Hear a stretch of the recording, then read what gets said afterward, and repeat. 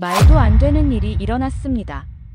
외국인들 사이에서 한글이 크게 화제가 된 가운데 한 유럽 학생이 한글을 무시하는 발언을 서슴없이 뱉고 있는데요. 그런 학생들을 눈살을 찌푸리며 바라보는 한 외국인이 있습니다. 과연 이곳에서는 무슨 일이 있었던 걸까요? 오늘의 사연 시작합니다. 안녕하세요. 저는 서울대학교 언어학과에서 한국어 연구를 하고 있는 다비드입니다. 독일에서 태어나고 자랐지만 한국어의 매력에 빠져 이곳까지 오게 됐습니다. 독일어, 영어, 프랑스어 같은 유럽 언어들은 제 일상이었지만 그 어떤 언어도 한국어처럼 감정을 섬세하게 표현하는 언어는 없었어요. 그래서 석사 과정에서 한국어의 감정 표현 구조를 연구 주제로 삼았습니다. 한국에 처음 도착했을 때의 설렘이 아직도 생생합니다. 인천공항에 내려 첫 발을 딛는 순간 모든 것이 새롭게 느껴졌어요. 간판의 한글, 사람들의 대화, 심지어 공항 안내방송까지도 제게는 연구 대상이자 호기심의 대상이었죠. 서울대학교 언어학과 교환 연구생으로 첫 학기를 시작했을 때 제 열정은 하늘을 찔렀습니다. 그런데 모든 일이 순탄하지만은 않았어요. 같은 연구실에서 만난 프랑스인 장 마르탱은 처음부터 한국과 한국어에 대해 비꼬는 태도를 보였습니다. 장은 소르본 대학에서 언어학을 공부한 똑똑한 사람이었지만 유럽 중심적 사고가 강했어요. 그는 종종 한국어를 극적이고 연기적인 언어라며 비논리적이라고 폄하했습니다. 첫 한 달 동안은 그의 말을 그저 다른 문화에 적응하는 과정의 어려움으로 이해하려 했어요. 하지만 시간이 지날수록 그의 비꼼은 더 노골적으로 변해갔습니다. 연구실에서 한국어로 대화하는 학생들을 보며 코웃음 치거나 한국어 문법 구조를 두고 불필요하게 복잡하다며 비웃었죠. 어느 날 점심을 함께 먹던 중 장이 갑자기 입을 열었어요. 한국 사람들이 말할 때 감정 표현이 과하다며 마치 드라마 배우처럼 연기한다고 했습니다. 서운하다, 아쉽다, 그립다 같은 단어들을 들먹이며 이런 감정들은 그저 약한 사람들의 변명이라고 말했어요. 처음에는 참고 넘기려 했지만 그의 무례함은 날이 갈수록 심해졌습니다. 연구실 동료인 민지가 장의 말을 듣고 상처받는 모습을 보았을 때 가슴이 아팠어요. 민지는 장의 한국어 발음을 도와주던 친구였습니다. 장의 비웃음에 민지의 얼굴이 붉어지는 걸 보며 이건 단순한 문화 차이가 아니라 존중의 문제라는 생각이 들었습니다. 한국에 온 지 석 달째 되던 날, 서울대학교에서 국제언어학 워크숍이 열렸어요. 저는 한국어의 감정 표현 구조라는 주제로 발표를 준비했습니다. 발표를 통해 한국어가 얼마나 섬세하고 깊이 있는 언어인지 보여주고 싶었어요. 특히 장과 같은 편견을 가진 사람들에게요. 발표 전날 밤새 자료를 검토하며 긴장했습니다. 이 발표가 단순히 학문적인 것을 넘어 제가 사랑하게 된 한국어를 변호하는 자리라고 생각했거든요. 한국어의 아름다움을 어떻게 하면 객관적이면서도 감동적으로 전달할 수 있을지 고민하며 밤을 지새웠습니다. 워크숍 당일, 강당은 여러 나라에서 온 언어학자들로 가득 찼어요. 장도 앞줄에 앉아 있었습니다. 제 차례가 되어 단상에 올랐을 때 심장이 빠르게 뛰었어요. 그럼에도 한국어에 대한 진심을 담아 발표를 시작했습니다. 그리고 그 순간 저는 여기서 무언가 중요한 일이 일어날 것이라는 예감을 느꼈어요. 워크숍에서 제 발표가 시작되자 강당은 조용해졌습니다. 파워포인트 첫 장에는 한국어 특유의 감정 표현 단어들을 정리했어요. 서운하다, 아쉽다, 그립다, 뿌듯하다, 설레다. 이런 단어들은 다른 언어로 정확히 번역하기 어려운 한국어만의 보물이죠. 저는 각 단어가 가진 미묘한 감정의 결을 설명하며 발표를 이어갔습니다. 발표 중간에 장마르탱의 표정이 점점 굳어가는 것이 느껴졌어요. 처음에는 무표정하던 얼굴이 점차 불편한 기색으로 변해갔습니다. 그럼에도 저는 준비한 내용을 차분히 전달했어요.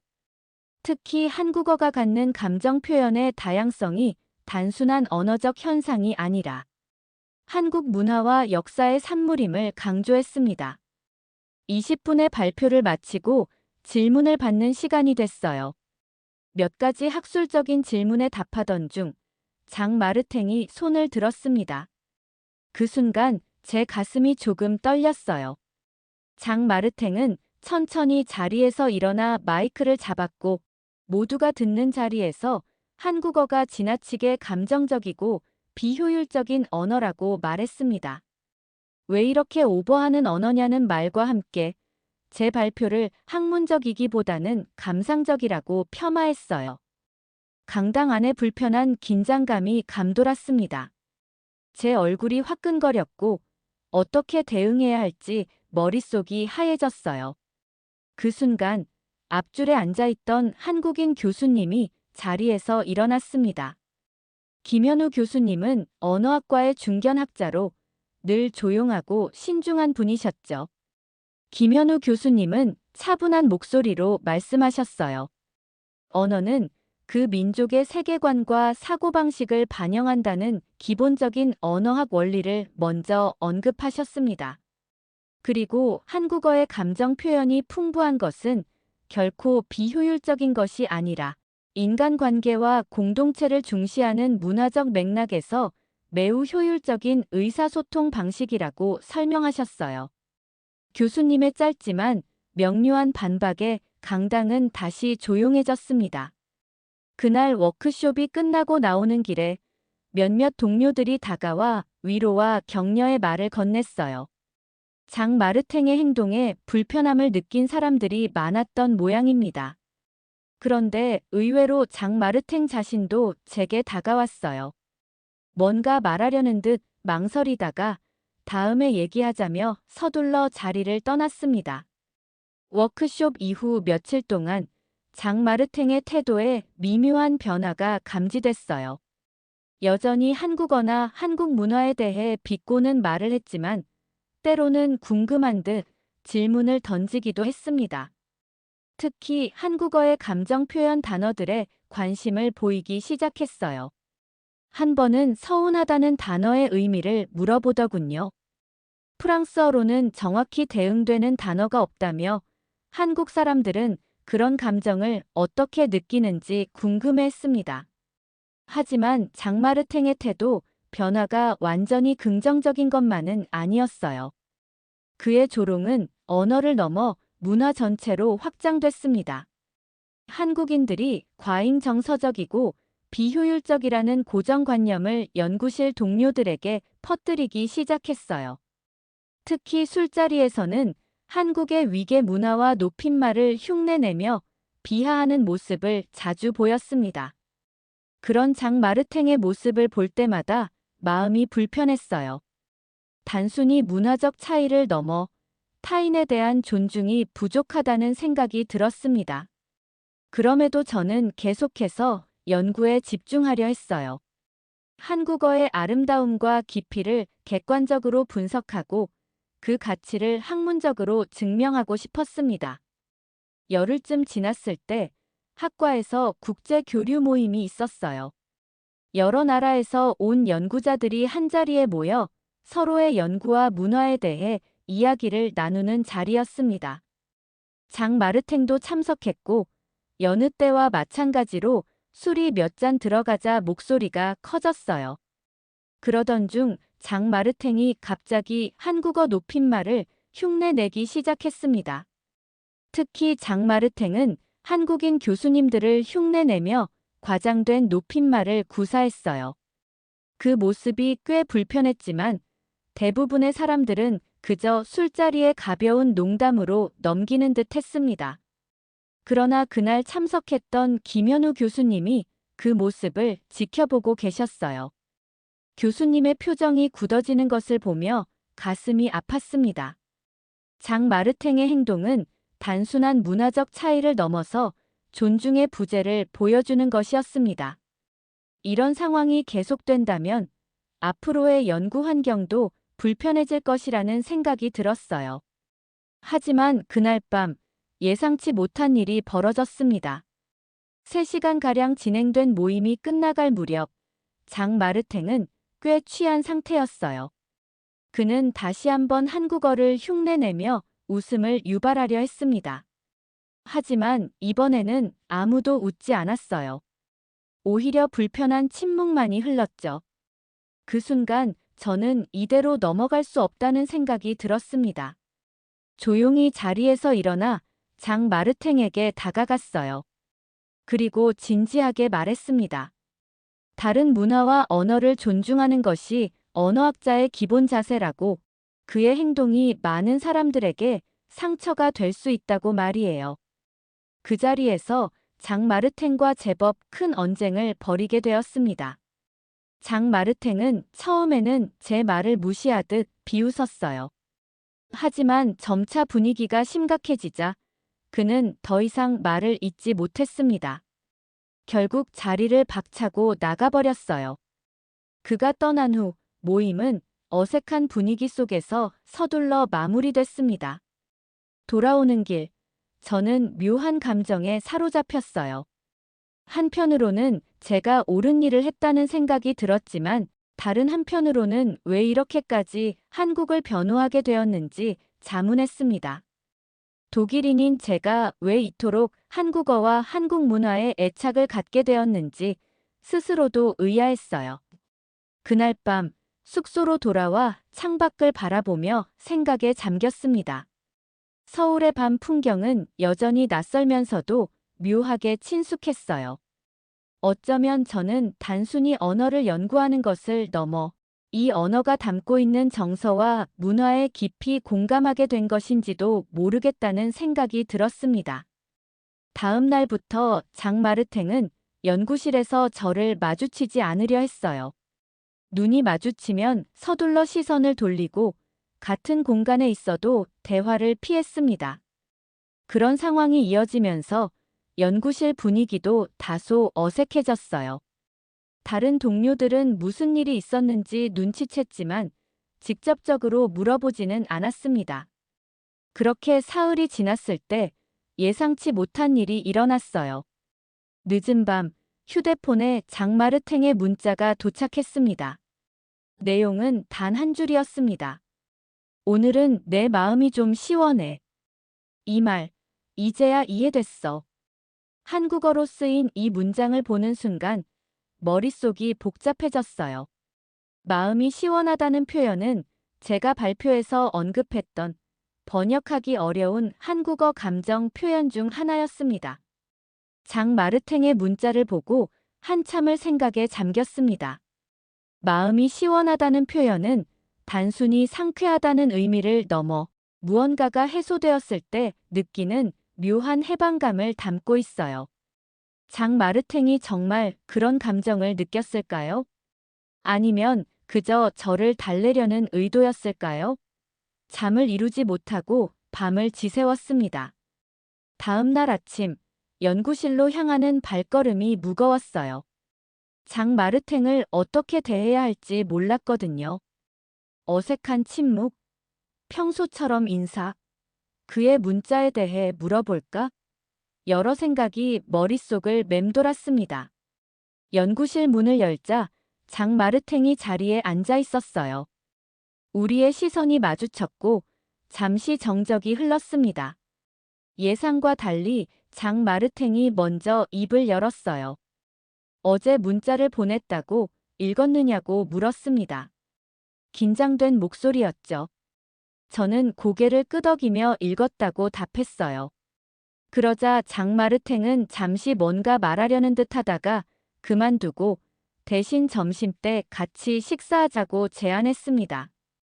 그날 점심, 우리는 학교 근처 조용한 한식당에 갔어요. 장마르탱이 한식당을 고른 것이 의외였습니다. 그는 평소 한국 음식에 대해서도 비판적이었거든요. 너무 맵고 자극적이라며 유럽 음식의 세련됨에 비해 투박하다고 했었습니다. 하지만 그날은 달랐어요. 메뉴를 고르는데 진지했고 심지어 저에게 추천을 부탁하기도 했습니다. 식사가 나오고 한참을 먹다가 장 마르탱이 조심스럽게 말문을 열었어요. 그동안 자신의 행동이 무례했다는 것을 인정한다고 했습니다. 특히 워크숍에서의 발언과 술자리에서의 행동에 대해 사과했어요. 그의 말에는 진심이 느껴졌습니다. 하지만 더 놀라운 것은 그가 한국어와 한국 문화에 대해 다시 생각해보게 되었다고 말한 점이었어요. 장 마르탱은 자신이 유럽 중심적 시각에 갇혀 있었음을 깨달았다고 했습니다. 한국어의 감정 표현이 단순히 과장이 아니라 인간관계와 감정을 섬세하게 다루는 언어적 지혜일 수 있다는 생각이 들었다고요. 특히 마음이 시원하다는 표현을 직접 경험하면서 그 의미를 피부로 느꼈다고 했어요. 저는 그의 말을 들으며 복잡한 감정이 일었습니다. 한편으로는 기뻤지만 다른 한편으로는 의구심도 들었어요. 사람이 그렇게 쉽게 바뀔 수 있을까 하는 생각이 들었거든요. 하지만 장마르탱의 눈빛과 목소리에는 진정성이 묻어났습니다. 그는 정말로 뭔가를 깨달은 사람처럼 보였어요. 식사를 마치고 나오는 길에 장마르탱이 갑자기 멈춰 섰습니다. 그리고는 어색한 발음으로 한국어를 말했어요. 미안합니다. 정말 간단한 문장이었지만 그가 한국어로 사과를 한다는 사실이 놀라웠습니다. 그 발음은 어색했지만 그의 시도 자체가 의미 있게 느껴졌어요. 그날 이후 장 마르탱의 태도는 확실히 달라졌습니다. 그는 더 이상 한국어나 한국 문화를 공개적으로 비하하지 않았어요. 오히려 진지하게 관심을 보이기 시작했습니다. 연구실에서 한국인 동료들과 대화할 때도 더 존중하는 태도를 보였고, 때로는 한국어 표현을 배우려고 노력했어요. 저는 그런 장 마르탱의 변화를 지켜보며 생각했습니다.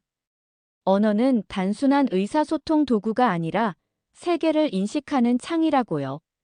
장 마르탱이 한국어의 감정 표현을 이해하기 시작하면서 그의 세계관도 조금씩 넓어지고 있는 것 같았습니다. 물론 완전한 변화까지는 시간이 더 필요하겠지만 첫 걸음을 내디딘 것은 분명했어요. 일주일 후 장 마르탱이 저에게 특별한 제안을 했습니다. 한국어 학당에 같이 등록하자고요. 처음에는 그가 진심인지 의심스러웠어요. 하지만 그는 정말로 한국어를 배우고 싶다고 했습니다. 특히 번역하기 어려운 감정 표현들에 대해 더 깊이 이해하고 싶다고요. 그의 제안은 단순한 호기심을 넘어 진정한 관심으로 보였습니다. 저는 기쁘게 그의 제안을 받아들였어요. 함께 한국어 학당에 등록하고 일주일에 2번씩 수업을 들었습니다. 장 마르탱은 예상보다 열심히 공부했어요. 발음이나 문법이 어려울 때도 포기하지 않고 계속해서 노력했습니다. 특히 한국어의 감정 표현 단어들을 배울 때는 유독 진지한 태도를 보였어요. 수업이 끝나고 종종 우리는 카페에 들러 함께 공부했습니다. 그때마다 장 마르탱은 자신이 왜 처음에 한국어와 한국 문화에 대해 그렇게 편견을 가졌는지 이야기했어요. 그는 자신의 무지와 오만을 인정했고 다양한 문화와 언어를 존중하는 것이 얼마나 중요한지 깨달았다고 했습니다. 하지만 모든 것이 순탄했던 것은 아니에요. 때로는 장 마르탱의 오래된 습관이 드러날 때도 있었습니다. 어려운 문법이나 발음에 부딪힐 때면 다시 유럽 언어가 더 논리적이고 효율적이라는 말을 하곤 했어요. 그럴 때마다 저는 그를 이해하려 노력했습니다. 오랜 생각의 틀을 바꾸는 것은 쉽지 않은 일이니까요. 한 달쯤 지났을 때 학과에서 또 다른 세미나가 열렸어요. 이번에는 장마르탱이 발표를 맡게 되었습니다. 주제는 외국인의 시각으로 본 한국어의 감정적 구조였어요. 그가 이런 주제를 선택했다는 사실이 놀라웠습니다. 한 달 전만 해도 상상할 수 없는 일이었거든요. 장마르탱의 세미나 발표 준비 과정은 쉽지 않았어요. 때로는 좌절하기도 했고, 자신의 한국어 실력이 부족하다며 포기하려 할 때도 있었습니다. 하지만 그럴 때마다 저는 옆에서 격려했고, 한국인 동료들도 기꺼이 도움을 주었어요. 장마르탱의 노력과 주변의 지지가 만나 조금씩 진전이 있었습니다. 세미나 당일, 강당은 많은 사람들로 가득 찼어요. 처음 워크숍 때와 비슷한 분위기였지만 이번에는 장마르탱이 발표자로 서 있다는 점이 달랐습니다. 그는 긴장한 모습이었지만 동시에 결연한 표정을 짓고 있었어요. 발표가 시작되고 장마르탱은 자신의 경험을 솔직하게 이야기했습니다. 그는 처음에 한국어와 한국 문화에 대해 갖고 있던 편견을 인정했어요. 자신이 얼마나 오만하고 무례했는지, 그리고 어떻게 생각이 바뀌게 되었는지 설명했습니다. 특히 한국어의 감정 표현이 단순한 언어적 현상이 아니라 인간관계를 중시하는 문화적 지혜라는 점을 강조했어요. 발표의 하이라이트는 마지막 부분이었습니다.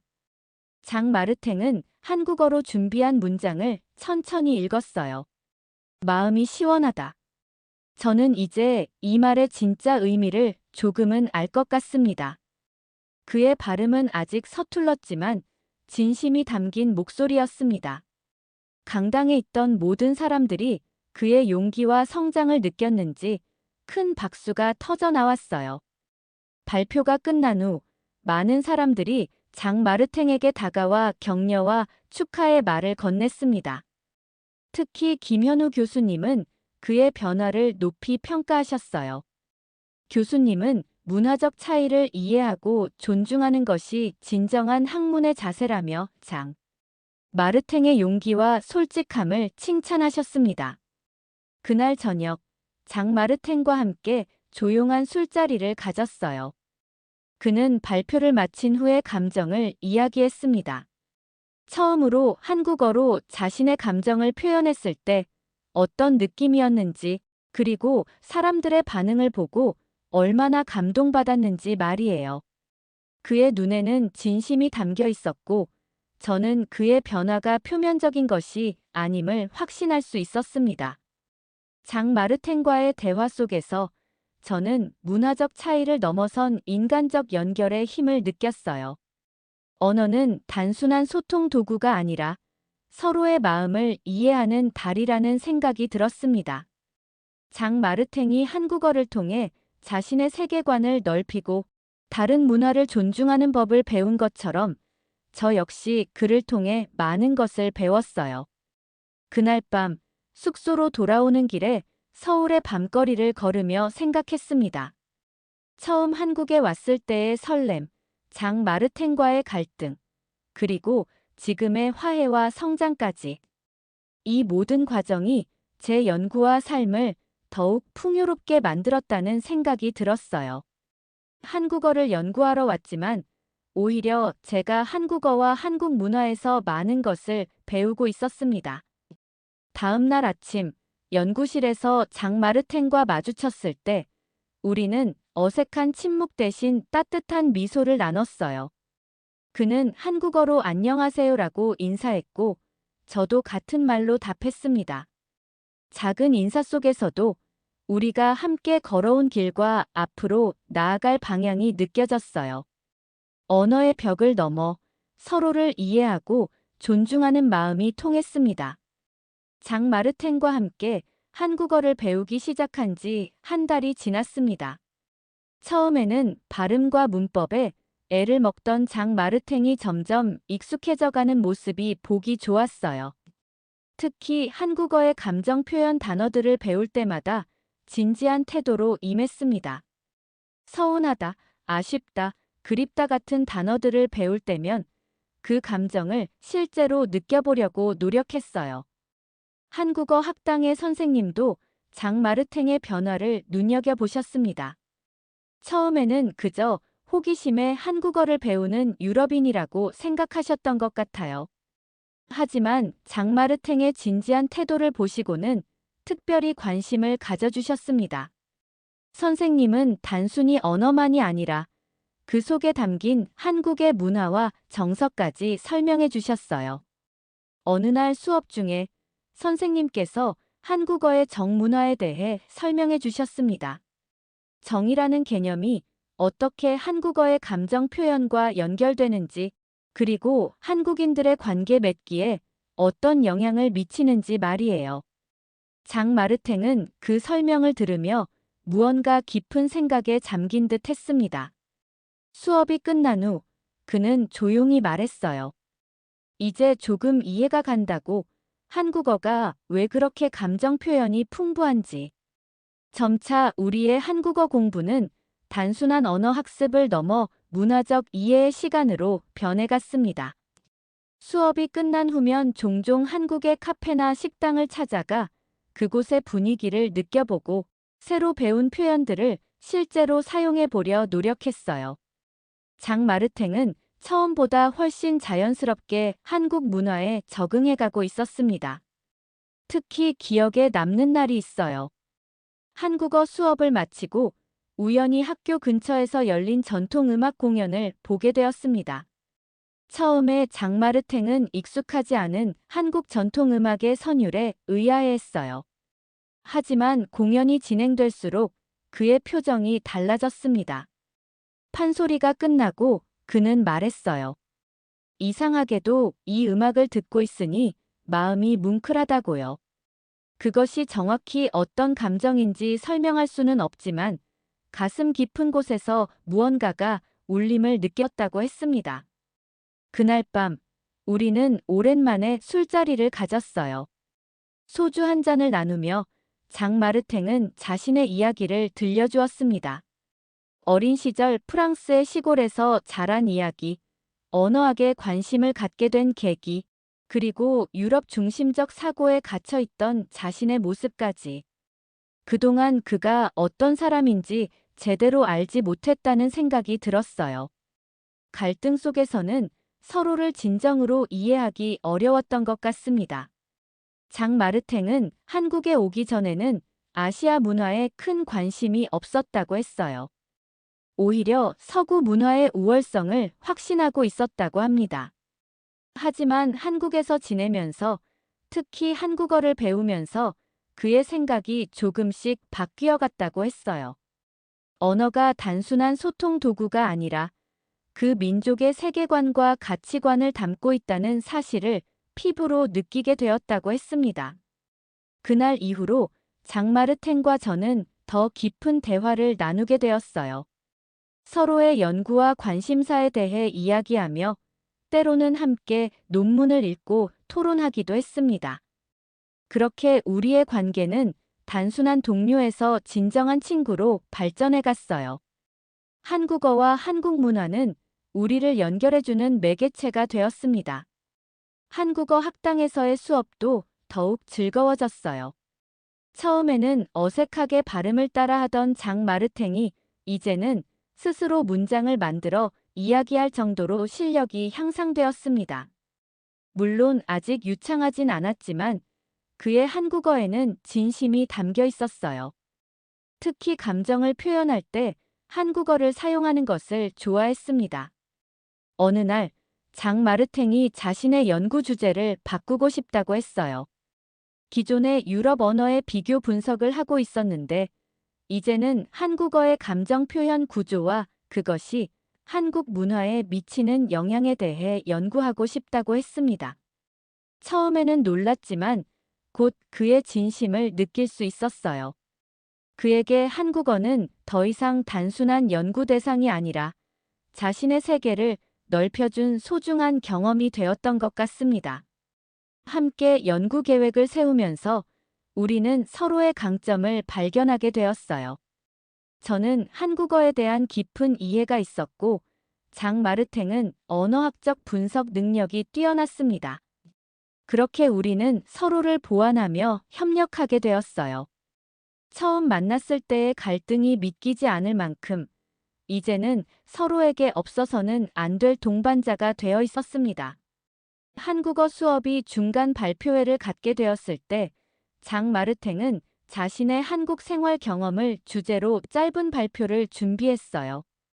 그는 처음 한국에 왔을 때의 편견과 오만함, 그리고 어떻게 그것이 변화되었는지를 솔직하게 이야기했습니다. 특히 한국어의 감정 표현을 배우면서 자신의 감정 인식 능력도 풍부해졌다고 했어요. 발표를 마친 장마르탱의 얼굴에는 뿌듯함이 가득했습니다. 한국어로 자신의 경험과 감정을 나눌 수 있다는 것이 그에게는 큰 성취감을 주는 듯 했어요. 선생님과 다른 학생들의 따뜻한 박수를 받으며 그는 조용히 제게 속삭였습니다. 처음으로 느껴보는 감정이라고 마음이 뿌듯하다는 말이 정확히 지금의 기분인 것 같다고요. 그 발표회 이후 장마르탱은 한국 문화를 더 적극적으로 체험하고 싶어 했어요. 주말마다 함께 한국의 여러 곳을 방문했습니다. 경복궁과 창덕궁 같은 고궁부터 인사동, 북촌 한옥마을 같은 전통거리까지 때로는 지방으로 당일 여행을 떠나기도 했어요. 전주 한옥마을에서 비빔밥을 먹거나 안동 하회마을에서 전통 탈춤을 보면서 한국의 정서를 느끼려 노력했습니다. 특히 기억에 남는 여행은 제주도였어요. 이틀 일정으로 떠난 짧은 여행이었지만 제주의 자연과 독특한 문화는 장마르탱에게 깊은 인상을 남겼습니다. 오름을 오르며 바라본 풍경에 감탄했고 제주 사투리를 들으며 한국어의 다양성에 대해 이야기했어요. 그는 제주 해변에 앉아 말했습니다. 이곳에 있으니 마음이 편안해진다고. 이런 감정을 프랑스어로는 어떻게 표현해야 할지 모르겠다고요. 여행에서 돌아온 후 장마르탱은 더욱 열심히 한국어 공부에 매진했습니다. 단순히 어휘나 문법을 배우는 것을 넘어 한국 문학작품도 읽기 시작했어요. 처음에는 쉬운 동화나 짧은 수필부터 시작해서 점차 난이도를 높여갔습니다. 때로는 이해하기 어려운 부분이 있으면 제게 물어보기도 했어요. 그럴 때마다 저는 단순히 번역해주기보다는 그 표현이 담고 있는 문화적 맥락을 설명해주려 노력했습니다. 장마르탱의 한국어 실력이 향상될수록 우리의 대화도 더욱 깊어졌어요. 때로는 한국어와 프랑스어, 독일어를 섞어가며 서로의 생각을 나누었습니다. 언어의 차이가 만들어내는 사고방식의 차이에 대해 토론하기도 했고, 번역 과정에서 불가피하게 사라지는 의미의 층위에 대해 이야기하기도 했어요. 그런 대화를 통해 저 역시 언어에 대한 이해가 더욱 깊어지는 것을 느꼈습니다. 학기가 끝나갈 무렵 장마르탱은 한국어로 짧은 에세이를 썼어요. 주제는 한국어를 통해 바라본 세계였습니다. 그는 에세이에서 자신이 어떻게 한국어를 통해 새로운 시각을 얻게 되었는지, 그리고 그것이 자신의 세계관을 어떻게 확장시켰는지 솔직하게 표현했어요. 특히 한국어의 감정 표현 단어들이 자신에게 새로운 감정적 경험을 가능하게 해주었다고 썼습니다. 그 에세이를 읽으며 저는 가슴이 뭉클해졌어요. 처음 만났을 때 한국어와 한국 문화를 비하하던 장마르탱이 이제는 그것을 통해 자신을 성장시키고 있다는 사실이 놀라웠습니다. 언어가 가진 힘, 특히 다른 언어를 배움으로써 얻게 되는 새로운 시각의 가능성을 몸소 느끼고 있었어요. 장마르탱은 에세이의 마지막 부분에 이렇게 썼습니다. 한국어를 배우기 전과 후에 나는 다른 사람이 되었다고. 세상을 바라보는 방식, 감정을 인식하고 표현하는 방식, 그리고 다른 문화를 대하는 태도까지 모두 변화했다고요. 그리고 그 변화의 시작은 마음이 시원하다는 표현을 진심으로 이해한 순간이었다고 했습니다. 한 학기가 끝나갈 무렵 장 마르탱은 프랑스로 돌아가야 했어요. 하지만 그는 이것이 끝이 아니라 새로운 시작이라고 말했습니다. 한국어 공부를 계속할 것이고 한국과 프랑스 사이의 문화적 교류에 기여하고 싶다고 했어요. 특히 한국어의 감정 표현에 대한 연구를 프랑스에서도 이어가고 싶다고 했습니다. 마지막으로 함께 한 저녁 식사에서 장 마르탱은 제게 감사의 마음을 전했어요. 처음에 자신이 얼마나 무례했는지, 그리고 그런 자신을 인내해준 것에 대해 고마움을 표현했습니다. 저는 그에게 말했어요. 오히려 제가 더 많이 배웠다고, 그를 통해 다른 시각에서 한국어와 한국 문화를 바라볼 수 있게 되었다고요. 헤어지기 전 우리는 서로에게 작은 선물을 주고받았습니다. 저는 장 마르탱에게 한국어 책 한 권을 선물했고 그는 저에게 프랑스 소설책을 건넸어요. 책 속에는 각자의 언어로 짧은 메시지를 적어두었습니다. 서로 다른 언어로 쓰인 그 메시지는 우리가 함께 걸어온 여정의 상징 같았어요. 장 마르탱이 프랑스로 돌아간 지 2달이 지났습니다. 처음에는 매일 연락을 주고받았지만 점차 일주일에 한두 번 정도로 줄어들었어요.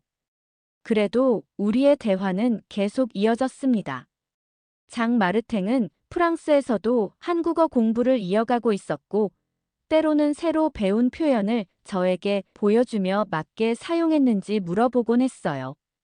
특히 한국어의 감정 표현 단어들에 대한 관심은 여전했습니다. 그러던 어느 날, 장 마르탱으로부터 흥미로운 소식을 들었어요.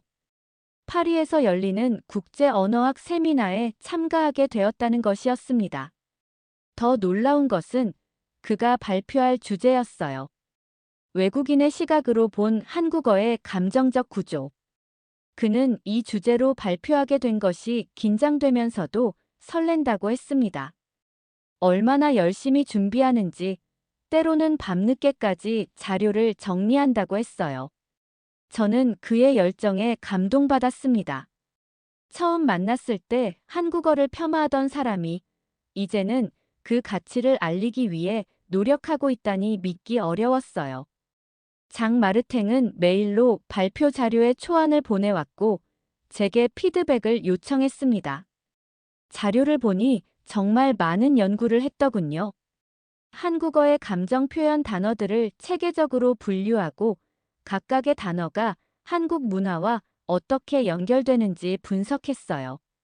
세미나가 열리기 일주일 전, 장 마르탱은 갑자기 비디오 통화를 요청했습니다.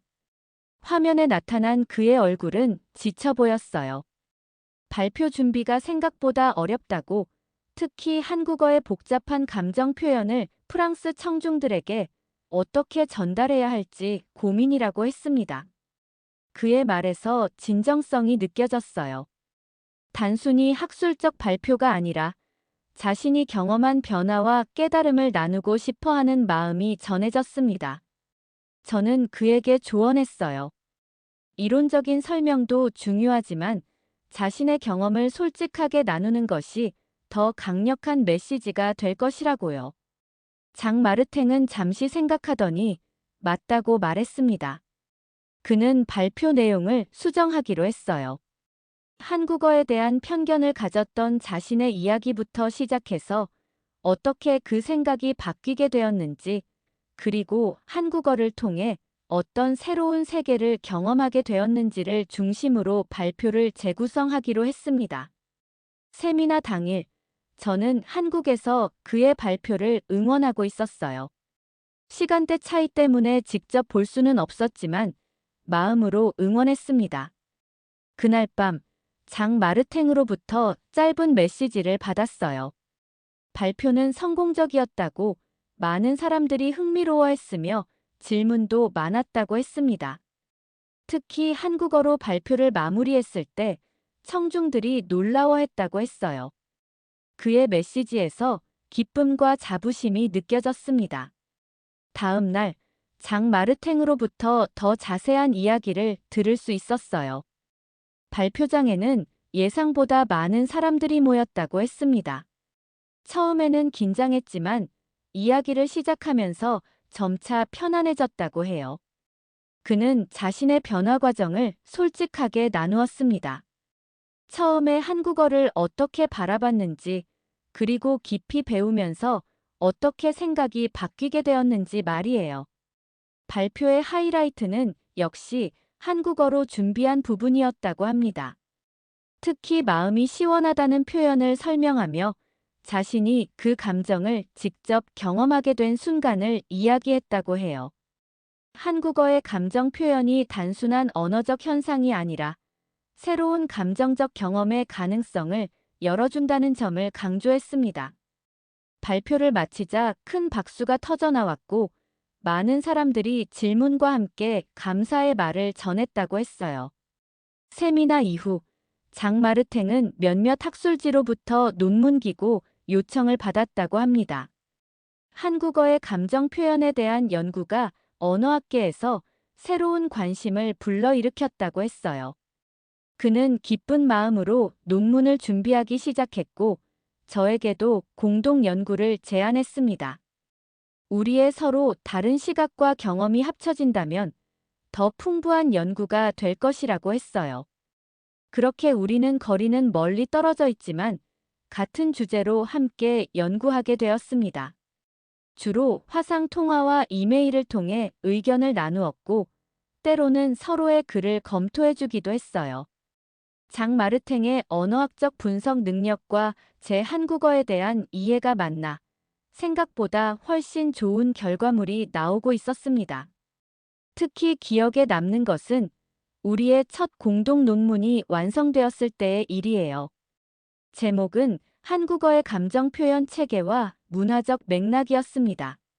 논문을 마무리하며 장마르탱은 소감을 물었어요. 저는 솔직하게 말했습니다. 처음 그를 만났을 때는 이렇게 될 줄 몰랐다고, 하지만 지금은 그와 함께 연구할 수 있어 행복하다고요. 장마르탱도 비슷한 마음이었습니다.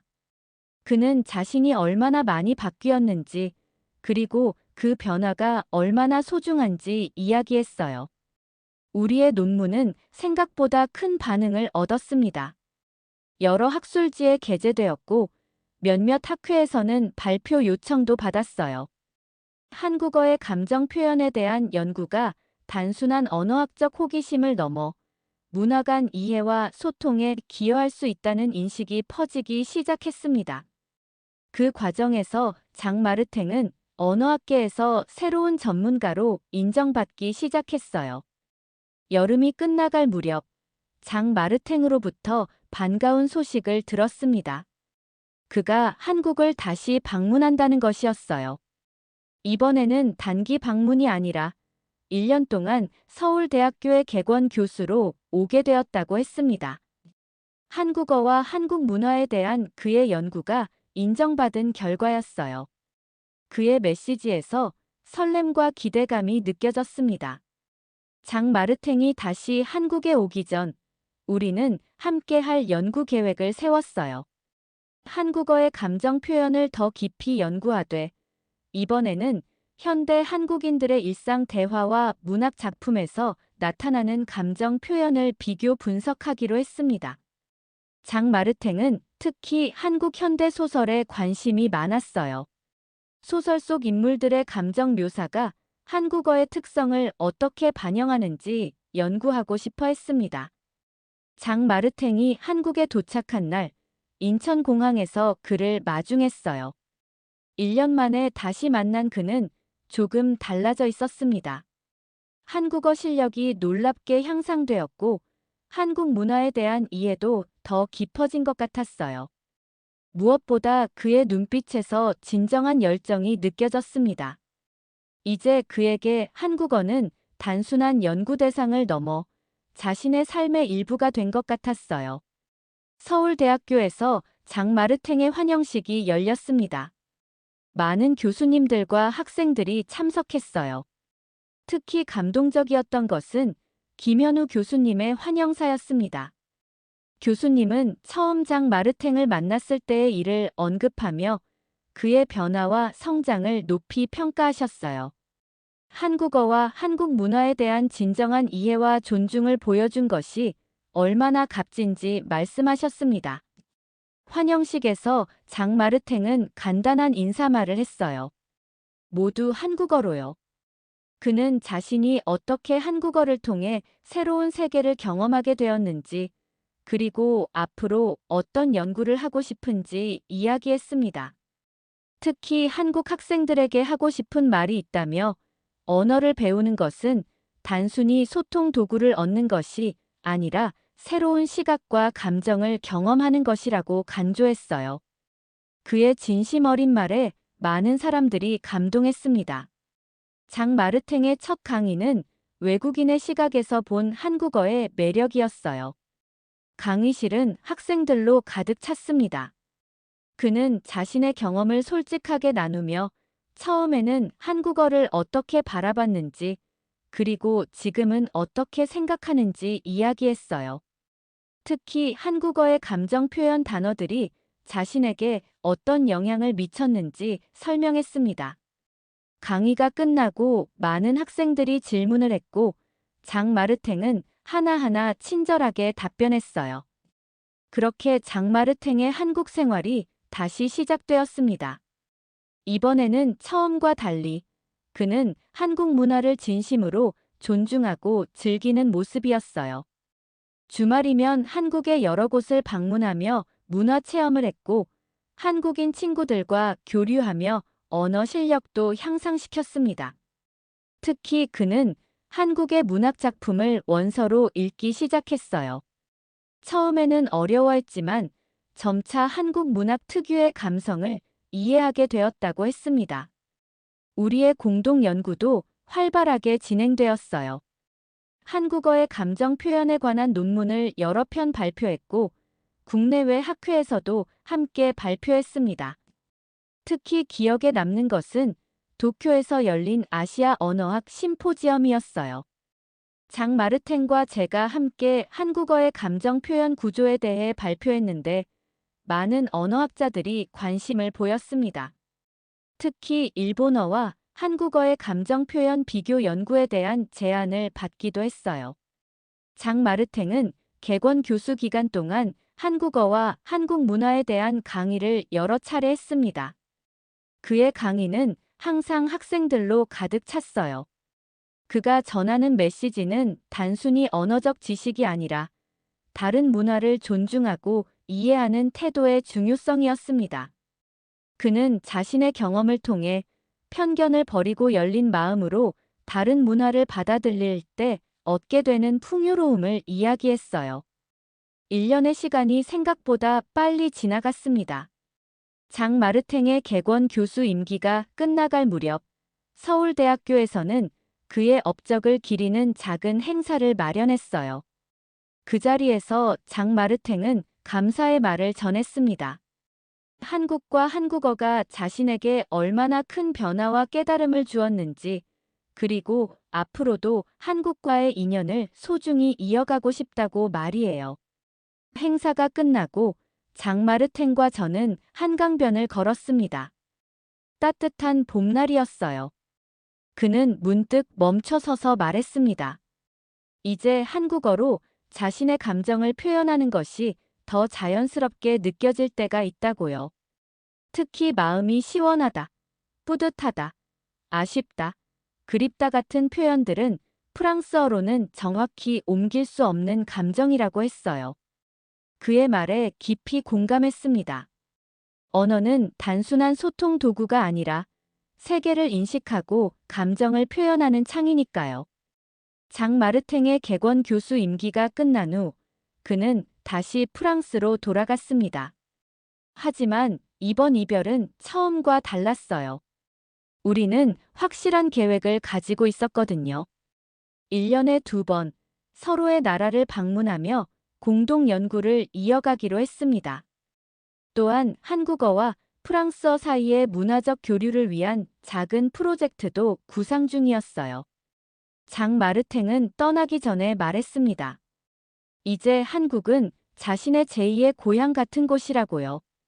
장마르탱이 떠난 후 저는 그동안의 경험을 되돌아보게 되었어요. 처음 그를 만났을 때부터 지금까지 얼마나 많은 일들이 있었는지, 그리고 그 과정에서 저 자신도 얼마나 많이 성장했는지 말이죠. 처음에는 단순히 한국어를 연구하는 언어학자였던 제가 이제는 언어가 가진 문화적, 정서적 차원에 대해 더 깊이 이해하게 되었습니다. 그 즈음 서울대학교에서 특별한 프로젝트를 제안받았어요. 한국어와 외국어의 감정 표현 비교 연구에 관한 온라인 강의 시리즈를 만드는 것이었습니다. 전 세계 학생들과 일반인들에게 언어의 문화적 차원을 소개하는 교육 콘텐츠였어요. 저는 기쁘게 그 제안을 받아들였습니다.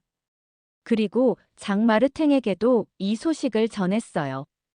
그는 즉시 참여하고 싶다는 의사를 밝혔습니다. 온라인 강의 시리즈의 마지막 부분에는 짧은 영상 편지를 포함하기로 했어요.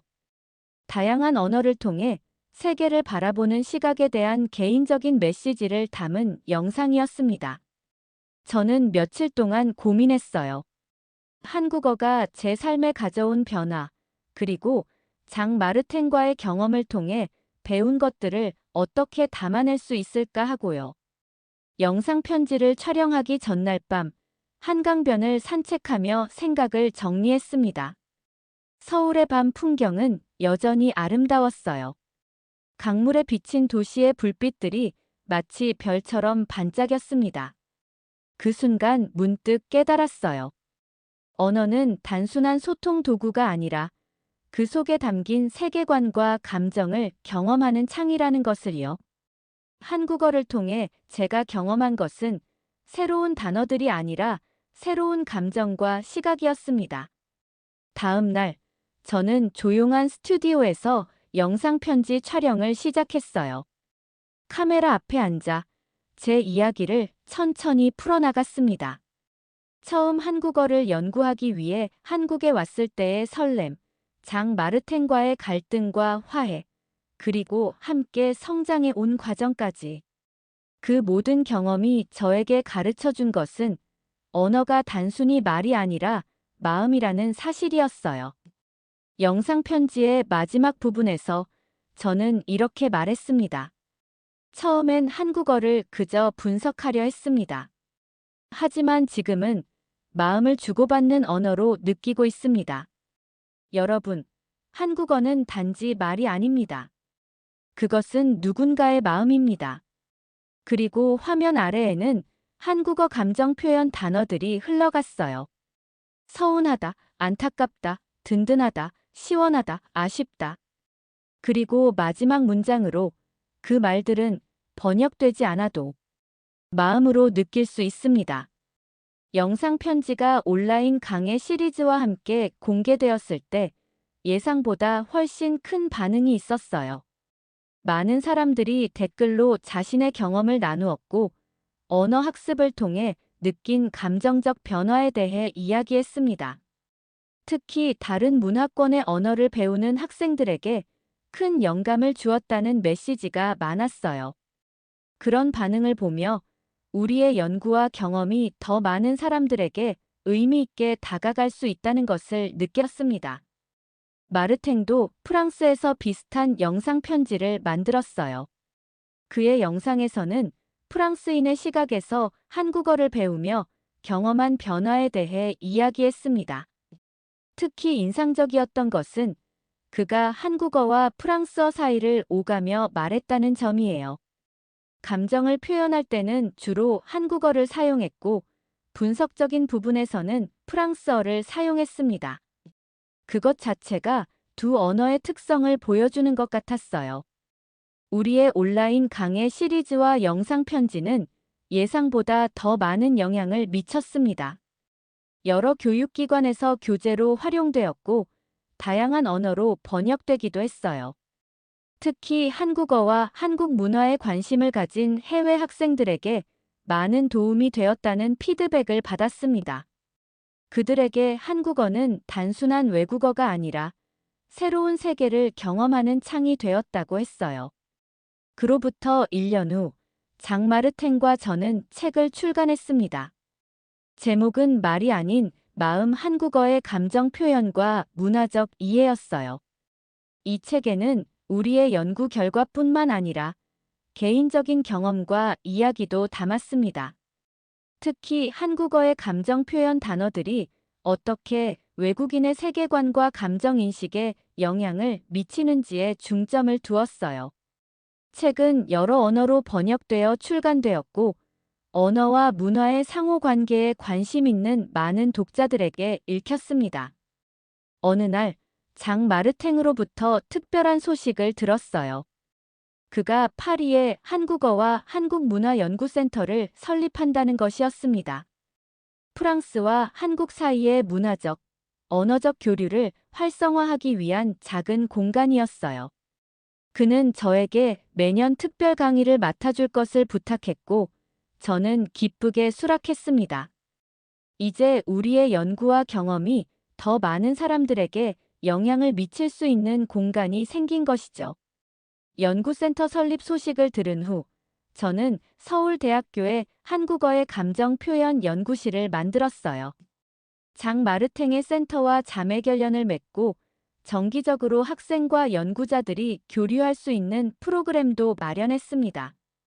처음에는 작은 규모로 시작했지만 점차 많은 관심을 받으며 성장해 갔어요. 특히 다양한 언어권의 학생들이 참여하면서 한국어와 다른 언어들 사이의 비교 연구도 활발해졌습니다. 지금도 가끔 처음 장 마르탱을 만났던 날을 떠올리곤 해요. 그때는 그가 한국어를 비하하는 말을 했을 때 그저 불쾌했을 뿐이었습니다. 하지만 이제 돌아보면 그 순간이 우리 둘 다에게 중요한 시작점이었다는 생각이 들어요.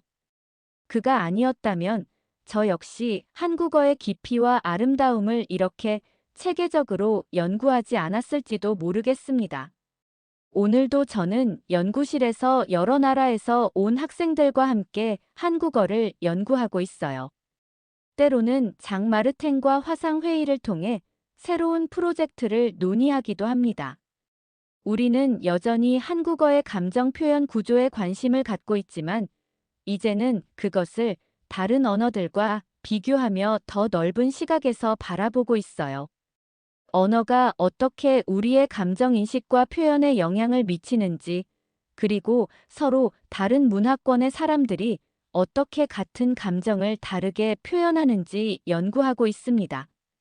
최근에는 장 마르탱과 함께 새로운 책을 준비하고 있어요.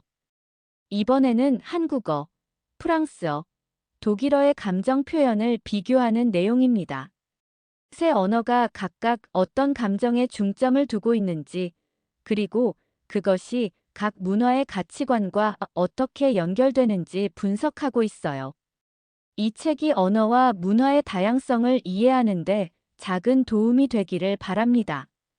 언어 연구를 통해 제가 배운 가장 중요한 교훈은, 다른 언어를 배운다는 것은 단순히 새로운 단어와 문법을 익히는 것이 아니라는 점이에요. 그것은 새로운 세계관을 경험하고 다른 방식으로 감정을 느끼고 표현하는 법을 배우는 것입니다. 한국어가 저에게 그랬듯이 언어는 우리의 마음과 생각을 넓혀주는 창이 될 수 있어요. 장 마르탱과 저의 이야기는 아직 끝나지 않았습니다. 우리는 여전히 함께 연구하고 서로에게 배우고 있어요. 때로는 의견 차이로 토론을 벌이기도 하지만 그것이 오히려 우리의 연구를 더 풍요롭게 만들어주곤 합니다. 서로 다른 문화적 배경과 시각을 가진 우리가 함께 일하는 과정 자체가 언어와 문화의 다양성이 가진 가치를 보여주는 증거가 아닐까 싶어요. 지금 생각해보면 언어는 단순한 소통 도구가 아니라 인간 경험의 핵심적인 부분이라는 것을 느낍니다. 한국어의 서운하다, 아쉽다, 그립다, 뿌듯하다, 설레다와 같은 표현들은 단지 단어가 아니라 한국인들이 세상을 경험하고 감정을 인식하는 독특한 방식을 담고 있어요. 그리고 그런 표현들을 배우고 이해하는 과정에서 우리는 자신의 감정적 경험 범위도 확장할 수 있습니다. 이 모든 경험과 깨달음은 처음에는 서로를 이해하지 못했던 두 언어학자의 만남에서 비롯되었어요. 장 마르텐과 저의 이야기가 언어와 문화의 차이를 넘어 진정한 이해와 존중을 향해 나아가는 작은 여정이 되었으면 합니다. 그리고 우리의 연구가 세상의 다양한 언어들이 가진 아름다움과 가치를 더 많은 사람들이 알아가는데 조금이나마 기여할 수 있기를 바랍니다. 마지막으로 한국어를 사랑하고 연구하게 된 것은 제 인생에서 가장 값진 경험 중 하나입니다. 한국어는 제게 단순한 연구 대상이 아니라 세상을 바라보는 새로운 창이 되어 주었어요. 그리고 그 창을 통해 저는 더 넓은 세계와 더 깊은 감정을 경험할 수 있게 되었습니다. 언어가 가진 진정한 가치는 바로 이런 새로운 경험의 가능성에 있는 것 같아요.